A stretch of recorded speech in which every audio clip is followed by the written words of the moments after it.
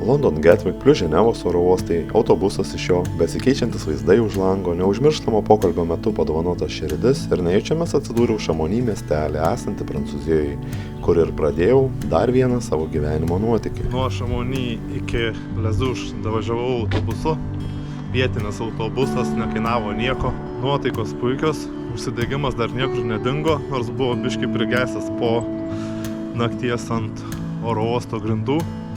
Neapsimokėjo imti viešbučio, nes laukimas buvo tik tai 6 valandos iki autobuso mano. Dasigauti iki Šamony, tai mokėti pinigus už viešbutį. Dėl 4 valandų nemačiau tikslo, tai paskankinau oro uostą. Bet prabudus buvo ne kažką, bet dabar tai fain. Tai buvo mano pirmoji pažintis su kalnais, pirmasis pasimatymas ir meilė iš pirmo žvilgsnio. Pagaliau suradau, kur pradėti. Biškai klaidžiau, nuo kelio einant nelabai matosi. O dabar labai stačiai reikės lipti viršų. Po to turėtų būti lengviau. Ir to žodžius galėjo ištarti tik žmogus, pirmą kartą išsiruošęs į Alpes. Vėliau lengviau tikrai nebuvo. BBD pasakiau kokį 100 kartų. Nėra lengva tikrai, bet vaizdai tai...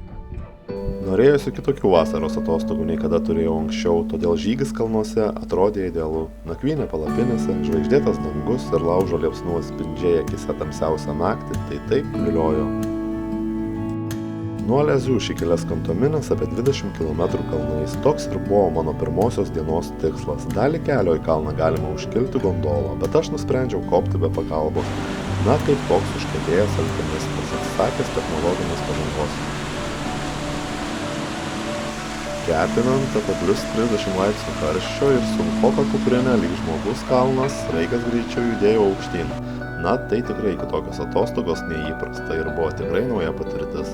Na, ką norėjau, tą ir gavau, kaip sakoma, svajok atsargiai, nes jos pildosi. Eini ir esi jau visiškai nusikalęs ir pamatai va tokius vaizdus. Kai jau atrodė, kad tuoj krisiu ir nepakilsiu, paliksiu savo kuprinę kur pakeliui, pamatydavau vaizdus, kaip iš atviruko, atimančių žadą ir kalnus sugeriančius visą tą nuovargį ir mainais dovanojančius ramybę ir smalsumą, vedantį tolyn, žadinant žingeidumą, sužinoti, na ką dar pamatysiu ir rasiu už sekančio posūkio. Pasiekęs Les Contamines campsite jau gerokai vakarop, pastatęs palapinę, nusiprausęs ir pavaišintas naujo draugo gardžios vakarienės, kritau miegoti savo pirmosios nakties po žvaigždėmis. Žvaigždėtą dangų paryčiais keitė rūkas ir švelnus lietaus lašai, slystantis palapinės šonais. Antros dienos trasa numatytas tikslas Tete Nord des Forts man buvo tikras iššūkis ir skaisti saulė, kuri kalnuose kanda daug skaudžiau, to reikalo nepalengvino. Buvo taip karšta, gerai tai, kad geriamo vandens šepstu, papildyti atsargas, apsiprausti ar net pabraidžyti trumpam, nes ilgai lediniam vandenyne išskriesi, vietų čia daug. Myli, nemyli, myli, nemyli, myli.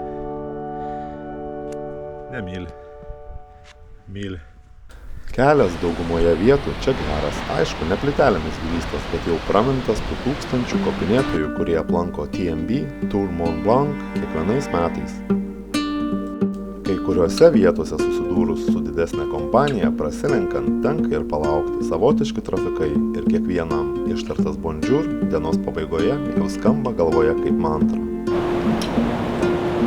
Video matote vaizdus iš TMB Tour Mont Blanc, vienas ikoniškiausių ir populiariausių ilgų distancijų kelias Europoje. 165 km kalnais aplink Mont Blancą, aplankant Šveicariją, Italiją ir Prancūziją. Nueinama per 5-14 dienų ir čia priklausomai koks piniginis storis ir kiek gali skirti tam laiko. O jei kas nutarsit įeiti, patarčiau jo skirti pakankamai. Pasimėgauti gamta, pačiu ėjimu ir sutiktais žmonėmis, o jų čia daug iš viso pasaulio. Sutikau iš Amerikos, Kinijos, Jungtinės karalystės, Italijos, Izraelio, Ukrainos, Lietuvos ir Lenkijos valstybių ir aišku, Prancūzijos. Taigi, plati šypsena ir ištartas bonjour čia atveria visas duris ir ištirpdo net labiausiai apledijusią širdį. Žmonės apsistoja viešbučiuose, campsite'uose ar kalnų nameliuose, kuriuose miegamųjų vietų skaičius ribotas. Patartina išankstinė rezervacija. Mačiau žmonių terminatorių, kaip aš juos pavadinau.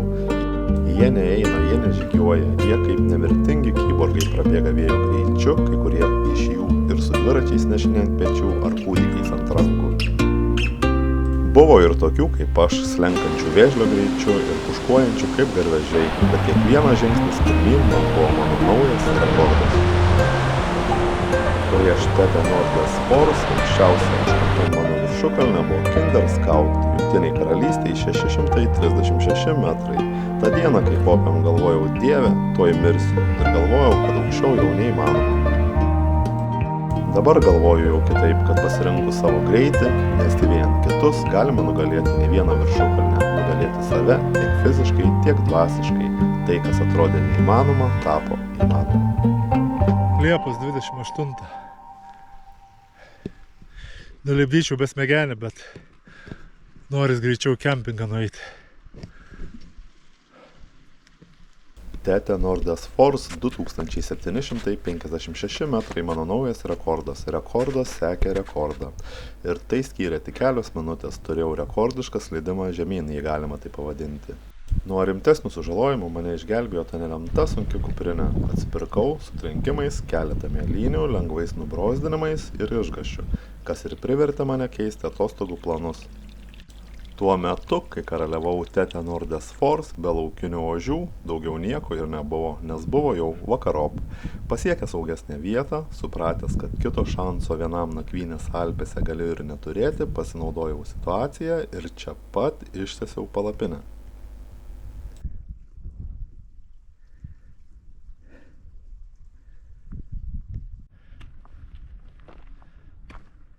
Taigi, gerbėmieji mano ponai ir ponios, mano naujas rekordas Tete Nordės Force 2756 metrai. Volia!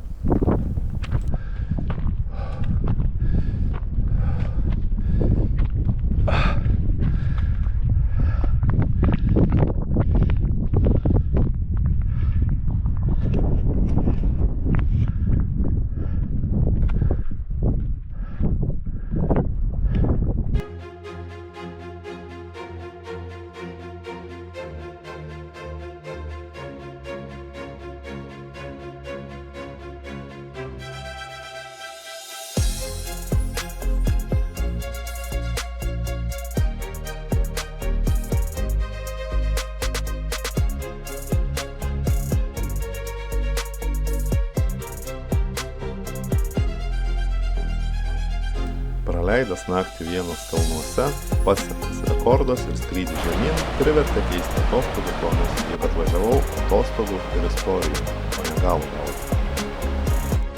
Žemyn leidausi neskubėdamas ir mėgausi kiekvieną akimirką.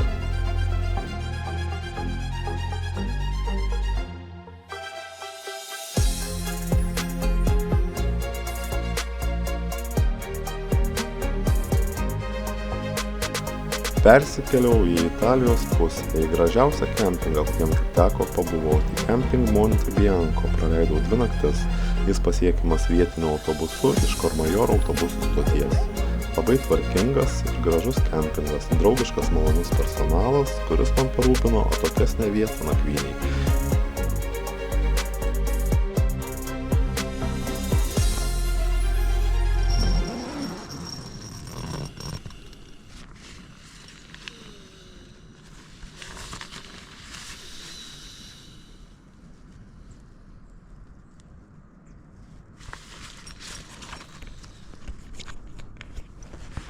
Labas rytas. Mano apartamentai.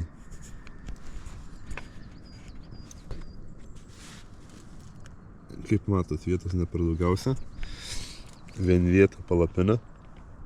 Svorius 1 kilas 100 gramų. Pirkta iš Mountain Warehouse. Bet nežinau dėl ko orlaidė yra viską, bet labai aprasoja viskas.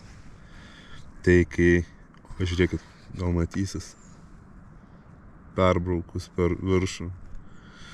Tai įsivaizduokit, tas vanduo bėga į va taip nuo viršaus į apačią, įtiesiai ten gaunas ant miegmaišio ir po to vidury nakties pradeda šlapti miegmaišis. Tai tikrai nerekomenduočiau pirkti. Labai, nežinau dėl ko, bet labai rasoja. Gal orlaidė turėtų būti didesnė.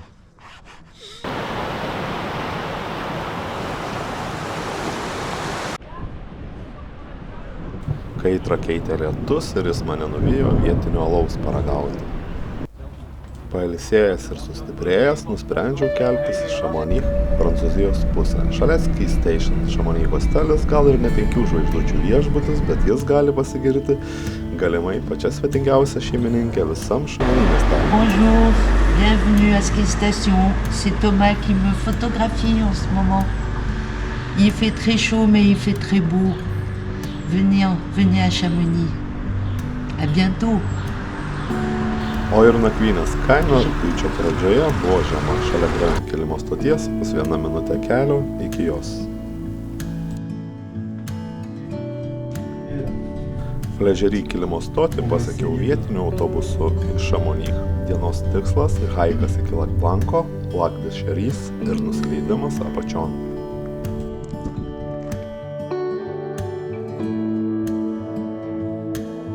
Vienas istorijas išgyveni ir iškart jos ramiai nugula archyvuose kaip sniegas ant Mont Blanc'o kalno viršūnės, o kitos nepaleidžia ir neleidžia jas užbaigti.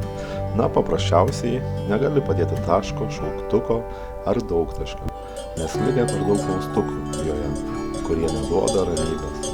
O gal paprasčiausia baimė ir tas likęs plyšys kažkur giliai, kad padėjus tą paskutinį tašką, pasibaigs tai, kas taip jautriai buvo išgyventa ir baimė daugiau to jausmo nesutikti savo gyvenimo kely. Ilgokai dėliojau nuotraukas, video, viskas sugulė į gražią istoriją, kurios niekaip nenorėjau pabaigti, kurios niekada niekas neištrins iš mano širdies.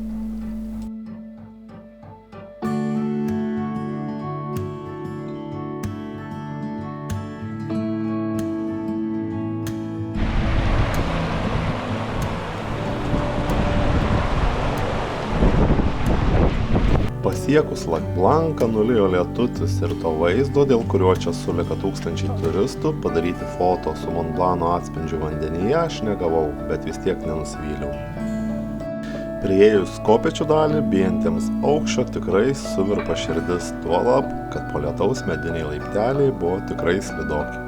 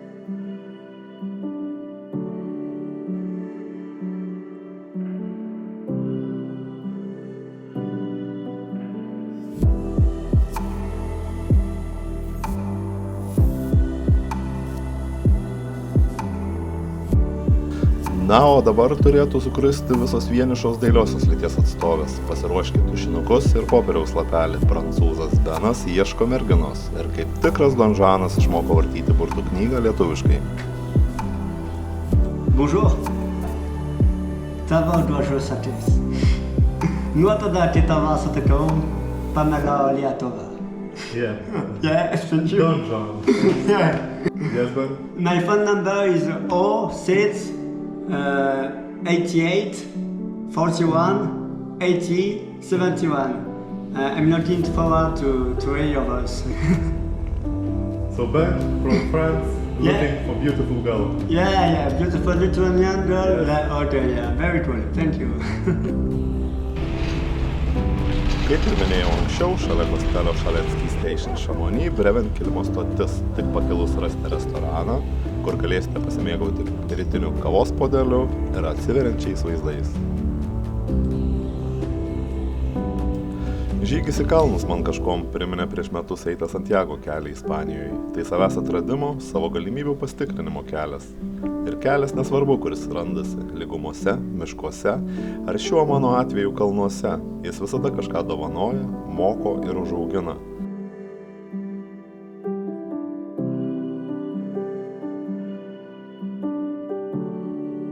Debesys pakeis giedrą dangų, saulei nusileidus patekės mėnulis, po sutemų sulauksime aušros, o diena keis naktį. Ir tai be pabaigos.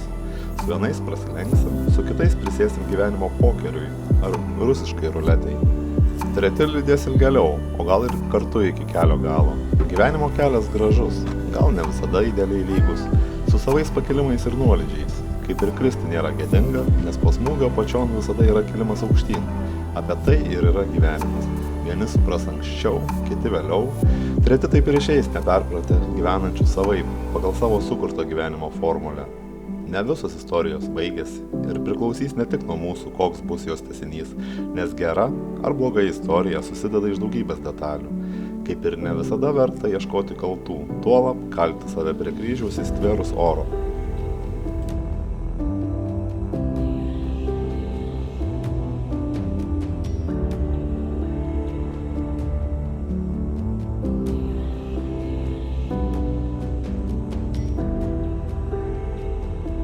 Beje, kas nori gondolos pagalba gali pasikelti tiesiai į Brevent viršūnę.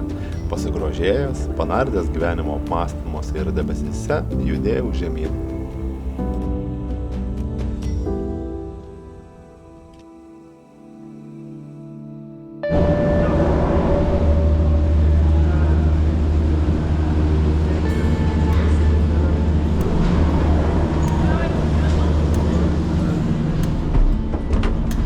Biškai tokias karuselės, iš dviejų kilusių cable car leistis yra veiksmo. Smagiai. Tokias atostogas reikėtų rinktis visiems, kas bijo per atostogas priaugti svorio, kilogramai tirpsta akyse. Grįžus apačion į Šamony miestelį, buvau pakviestas į koncertą.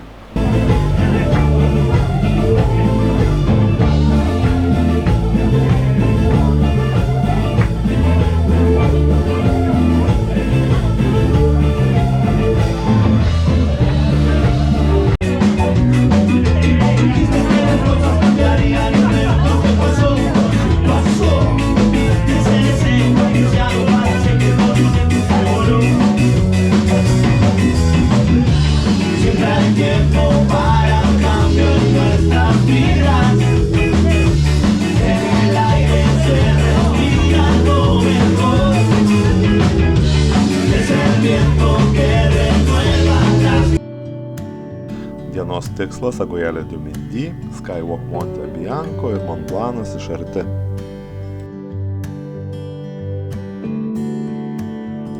Negalėjau praeiti pro šalį.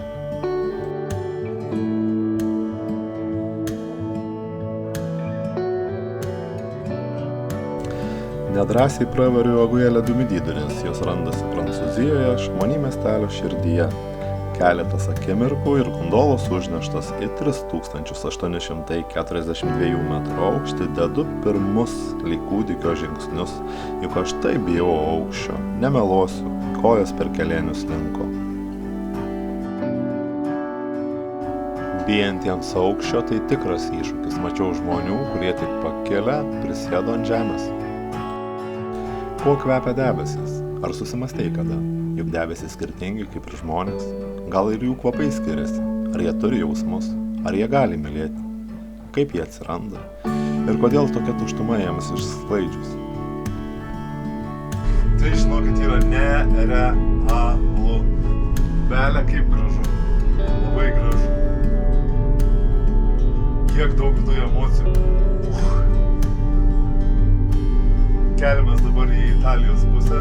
Ten kažkiek laiko apžiūrėti ir tada atgal su cable car grįžti atgal ir nusileisti į apačią. Monte Bianco arba Mont Blancas lietuviškai aukščiausias ES kalnas, esantis Alpėse. Jo aukštis 4810 metrų.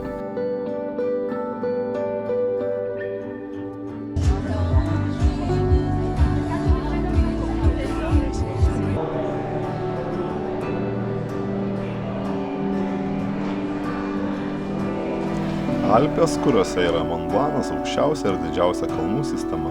Žakas Balmo ir Mišelis Pakardas buvo pirmieji žmonės užkopę į viršūnę. Tai padarė 1786 metais rugpjūčio 8 dieną. O dabar kiekvienais metais į Baltąjį kalną užkopė apie 20 000 drąsuolių.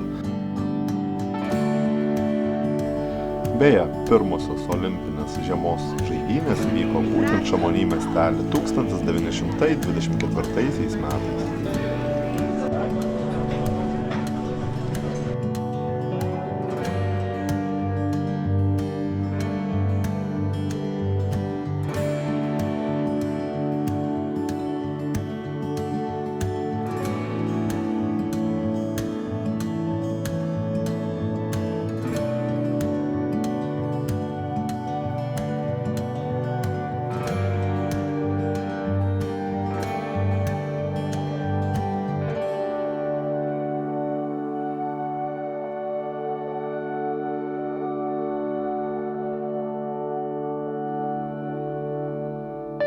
Taisyklė numeris 1 – dieną pabaigti taip, kaip ir pradėjau.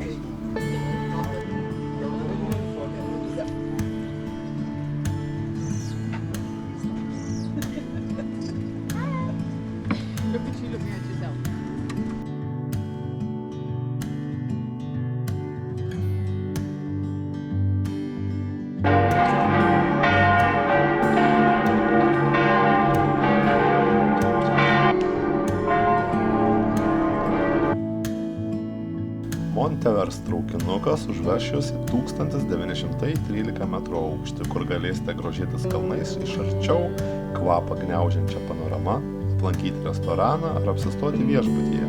Traukinuko maršruto pradinis taškas šalia Šamony traukinių stoties. Taip pat turėsite galimybę aplankyti Mer de Glace, didžiausią ledyną Prancūzijoje. Ledo jūra tikrai įspūdinga. Ledo urvas karštą dieną ne tik atgaivins, bet ir privers susimastyti apie gamtos ir visoko trapumą. Liepos pabaiga man dovanojo kalnus, žvaigždėtas naktis, ilgesį ir meilę. Ar galėčiau norėti daugiau? Ačiū, kas keliavote kartu, iki kitų kartų, Tomas.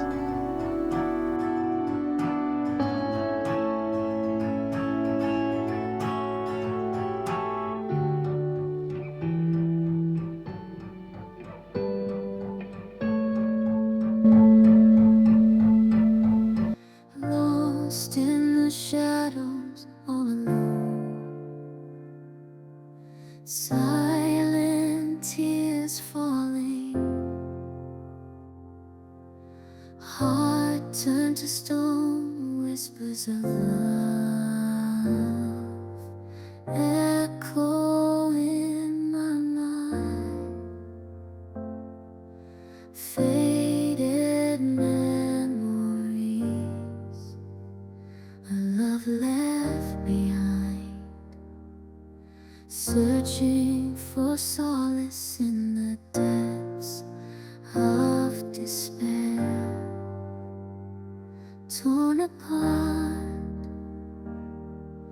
emotions too much to bear.